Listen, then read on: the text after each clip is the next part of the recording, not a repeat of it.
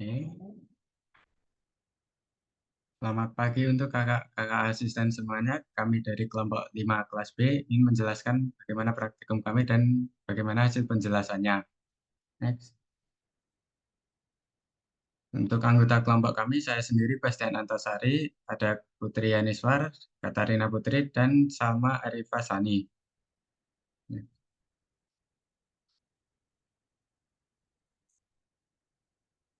Pertama itu perencanaan survei baterimetri. Perencanaannya meliputi pembuat proposal dan surat perizinan, melakukan survei pendahuluan ke lokasi, pembuatan sketsa area pemeruman, pembuatan peta rencana jalur pemeruman, membuat rencana distribusi titik kontrol, dan terakhir pembuatan jalur pemeruman. Berikut ada persebaran titik kerangka kontrol. Next.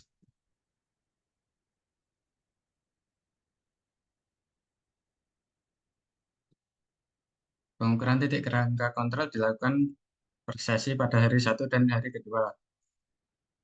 Titik base-nya ada di BM3. Next.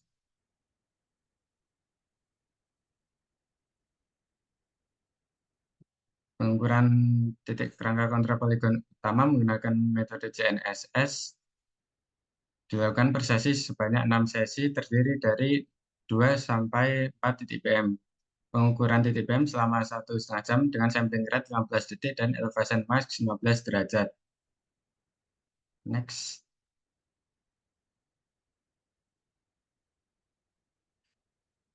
Next. Ada juga pengikatan palem pasut. Pengikatan palem pasut ini menggunakan metode sifat datar. Ada juga pengamatan pasut. Pengamatan pasut dilakukan dengan 2 alat, ada tight gauge dan palem pasut. Next.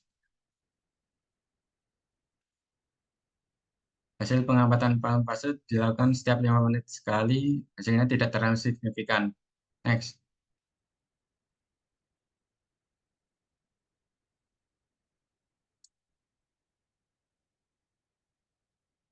Berikut ada video dokumentasi pengukuran SPS dan MBS.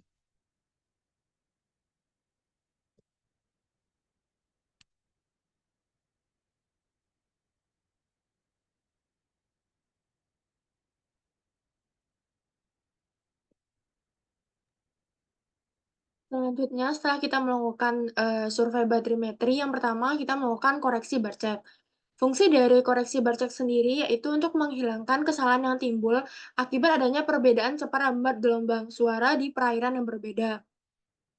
Next.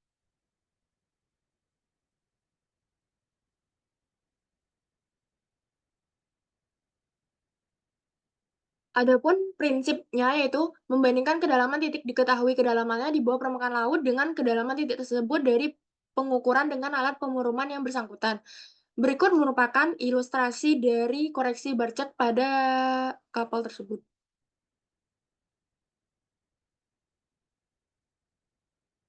Adapun metode yang digunakan yaitu, transducer sendiri adalah jarak SBS dari permukaan air, sedangkan piringan besi itu digunakan untuk memantulkan gelombang suara.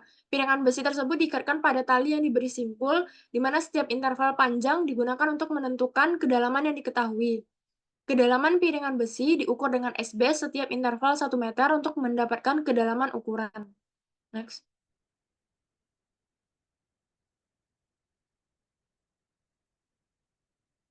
Selanjutnya berikut adalah tabel pengolahan dari koreksi barcek, di mana bar depth sendiri adalah kedalaman diketahui, depth adalah kedalaman ukuran, selanjutnya kedalaman ukuran tersebut dikoreksi dengan jarak transducer terlebih dahulu. Selisih antara kedalaman menunjukkan nilai kesalahan transducer, alat, atau perbedaan cepat lambat gelombang suara. Next. Tahapan selanjutnya itu kita merata-ratakan kedalaman terkoreksi transducer antara awal dan akhir, di mana dari rata tersebut kita bisa membuat persamaan linear Y sama dengan AX plus B dengan menggunakan metode grafis, di mana sumbu X menunjukkan kedalaman terkoreksi transducer rata dan sumbu Y adalah kedalaman yang diketahui sehingga diperoleh nilai A dan B adalah 0,9858 dan 0,0467. Berikut merupakan tampilan dari koreksi barcek dengan menggunakan metode grafis. Next. Selanjutnya, parameter A dan B ini digunakan untuk menghitung kedalaman terkoreksi barcek data batimetri dengan persamaan linear AX plus B, di mana X itu adalah data kedalaman terkoreksi transducer, sehingga kita bisa memperoleh data kedalaman terkoreksi barcek.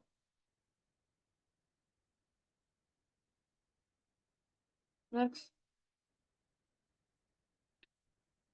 IHO S44 pengukuran di wilayah waduk Sermo tingkat ketelitian yang digunakan adalah ORD 1B, di mana pada tingkat ketelitian ORD 1B tersebut, TVU yang digunakan adalah parameter A-nya berupa 0,5 meter dan B sama dengan 0,013 meter, di mana THU tersebut yang digunakan yaitu 5 meter plus 5% rata-rata kedalaman. Next. Oke, selanjutnya kita bakal bahas tentang uji akurasinya atau uji ketelitiannya.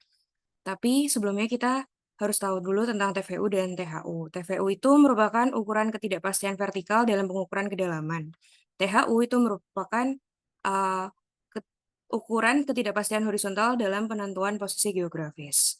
Kemudian next. Nah, uji akurasi ini kami menggunakan 30 titik sampel untuk melakukan uji kualitas data. Jadi, dibagi menjadi 4 kuadran gitu. Di tiap kuadrannya minimal 6 titik atau 6 pasang titik gitu. Jadi harus totalnya adalah 30.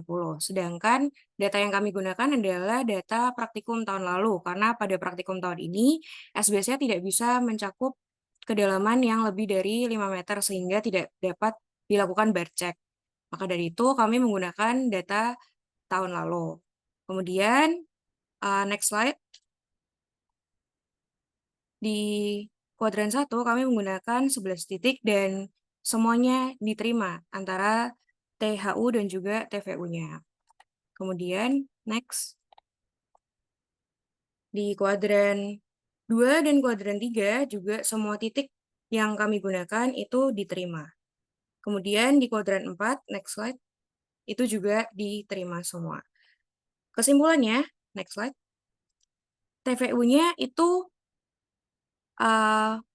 hasilnya adalah 0,29471 dan THU-nya itu 0,7451. Yang berarti TVU dan juga THU-nya telah masuk dalam toleransi. Di mana tadi sudah disampaikan Putri sebelumnya bahwa rumus THU itu adalah 5 meter ditambah 5% rata-rata kedalaman. Sedangkan rumus dari TVU-nya adalah akar dari A kuadrat ditambah dalam kurung B dikali D kuadrat. Next slide.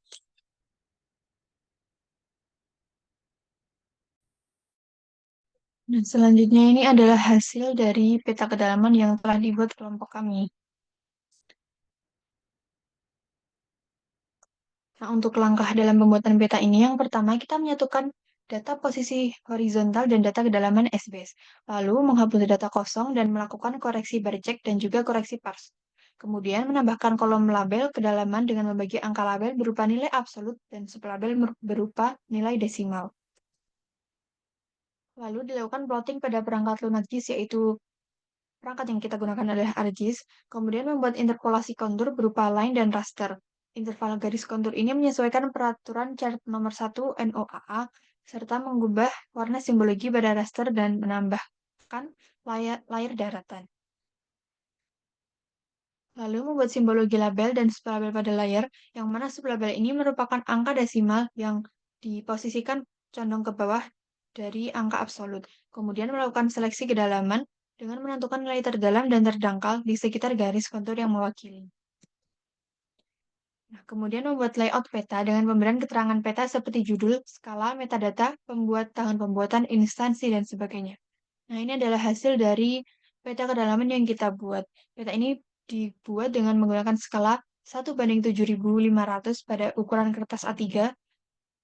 Nah, di sini titik-titik yang mewakili kedalaman ini sudah kita lakukan filtering di mana titik tersebut mewakili tinggi kedalaman di sekitarnya. Lalu ada garis kontur yang kita gunakan ini adalah 2 meter, 5 meter, 8 meter, 10 meter, 15 meter, dan juga 30 meter.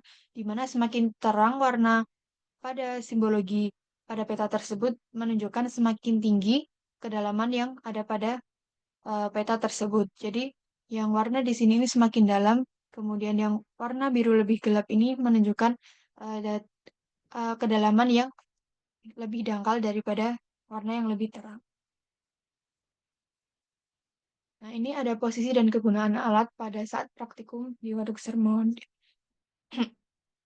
Nah, di depan ini ada genset, kemudian di sebelah kiri ada barcak.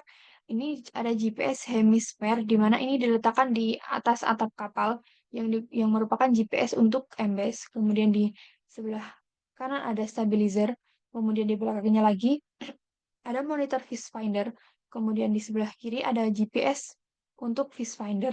Lalu ada MBS dan fish finder yang diletakkan di dalam air.